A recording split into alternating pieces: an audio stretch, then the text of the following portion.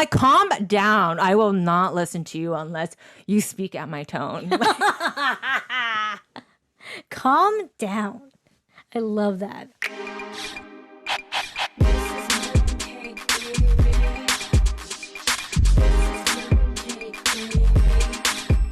Because honestly, guys, after going through, 1.5 decade of relationship, communication really truly is the key. As you hear it all the time, like, it's crazy. Like, communication, like, yes, can't get enough of that. Well, I feel like you and Joseph, like, you guys learned to communicate even better, like, just throughout just being together, learned, like, what works and what doesn't work, and, like, what doesn't help the situation, and just learn to communicate better along the way. So, have you guys ever went to therapy or anything? No.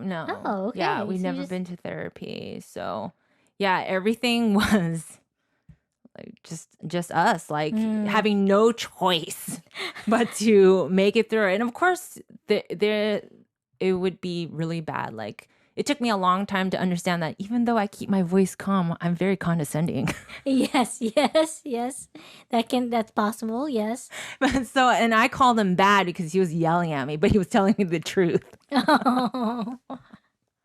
I'm like, calm down. I will not listen to you unless you speak at my tone. Calm down. I love that. Because my aunts were very condescending to me. Yeah. So, I just absorbed it, unfortunately. Guys, it's not my fault, okay? Kids are we absorb everything, okay? So if you are condescending, they're going to be condescending to you when you get older. Yeah. I'm so condescending to my mom sometimes because, like, I switched that, like, I flipped that switch. When my mom gets really, like, condescending to me, I'm like, ooh, you want to go there? You want to battle? Just like, Donna and your mom. Yeah. Is it, how do you say drop? Like dumb? Like a dumb, and then dumb, and then your mom's like dump your stuff. Yeah. Like trash your stuff. Yeah. And my mom's like, jump. Yeah, I'm going to pick up. I was like, jump. Yeah. Yeah, I have a fiery relationship with my mom, and so yeah, like, I'm really good at being condescending, but I promise it's not a gift I want. It's not. It's a curse. It's a curse. It's a curse. But you battle, man. You battle it out. You battle so hard. Do you remember any really bad fights with any of your boyfriends? Because, like, oh yeah, and I think did I mention on the podcast of my like fight with your last ex? With my ex, yeah, and like only the time where, like, you were trying to talk to him about what was going on with the cheating and stuff. Oh, that's it. You didn't tell me, like, any, like, major crazy fight? And me and Joe have crazy fights, so I'm not judging you.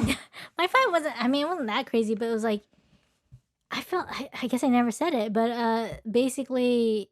Only if you're comfortable. No, that's totally fine. It was the biggest fight I've ever had with my ex because like whoa. Because I'm very. If you guys don't know me by now, I'm pretty easygoing for the most part. Yes. My sisters go as far as calling me Buddha sometime because I'm just like, they're like, oh, she's just easygoing, like. Yes, you are very Buddha-like because I remember this vision. I mean, this vision, will never leave my brain. Is when we were little and it was El Nino, and all the worms were dying in like a flooded area, and Debbie would just like after school go in with like and pick up these worms. I'm like, what the fuck are you doing? They're worms. Who cares? And she's like, no, I need to save them. Need to save all the worms. Oh my god, you're like Dalai Lama, Debbie. Remember 7 years in Tibet? Yeah. I don't know, they have to like move every earthworm. Yes. Because they were doing construction. Oh my god. You don't remember that? You used to do that? Yes, you I are totally very remember. Buddha-like. Yes. Very Buddha-like. So, anyways, I pretty easygoing, right? Yeah. And I never raised my voice or anything or got mad. We never really had a major fight. But my ex, or my boyfriend at the time, we were traveling up North Cal. Oh, I do kind of remember.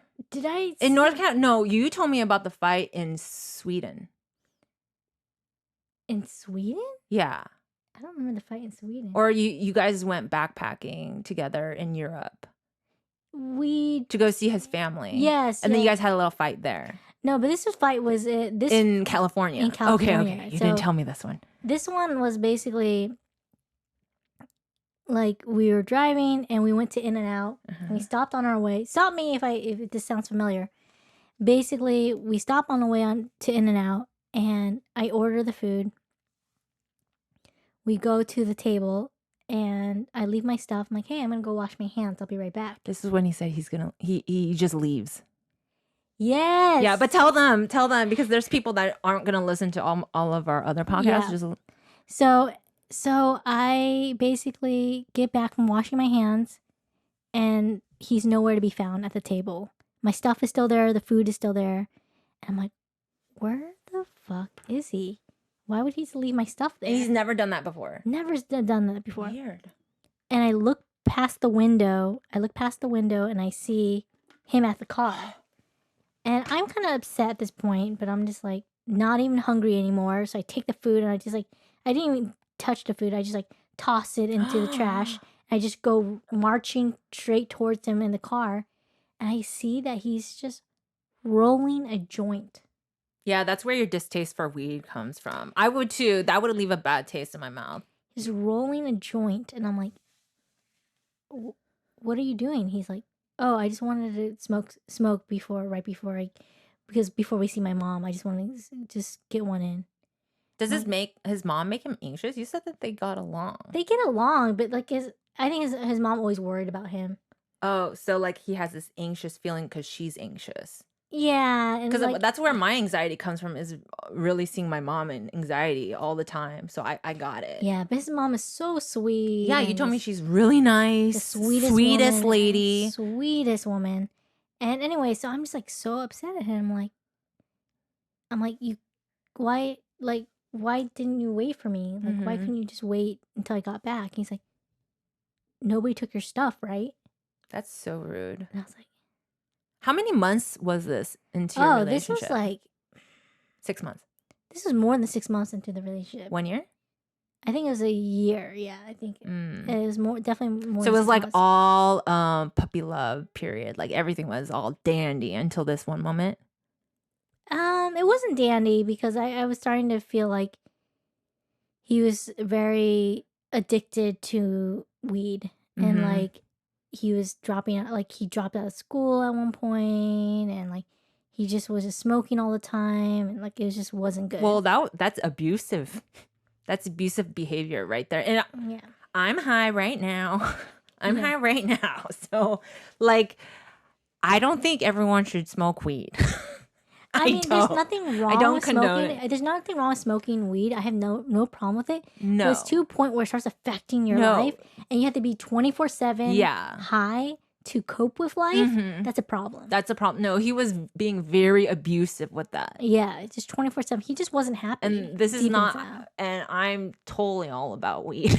So I, even from, like someone that likes to get high all the time, it's like I'm hearing this behavior and it's destructive. It's really destructive. And it's worrying. Yeah. And I completely understand where your distakes come from because it's like psychology. It's like association. So I completely understand. Like you're saying that weed is destroying someone's life. Yeah, you know? totally. Or aiding. It's not completely the whole. He was just using it as a coping mechanism. But not in a healthy way at all. And so I was just like, okay.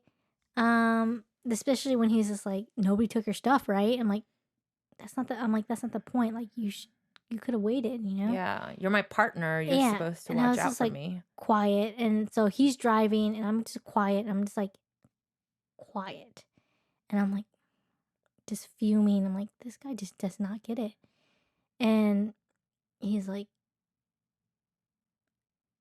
and then I finally told him, I'm like, I just don't see why you couldn't have waited for me.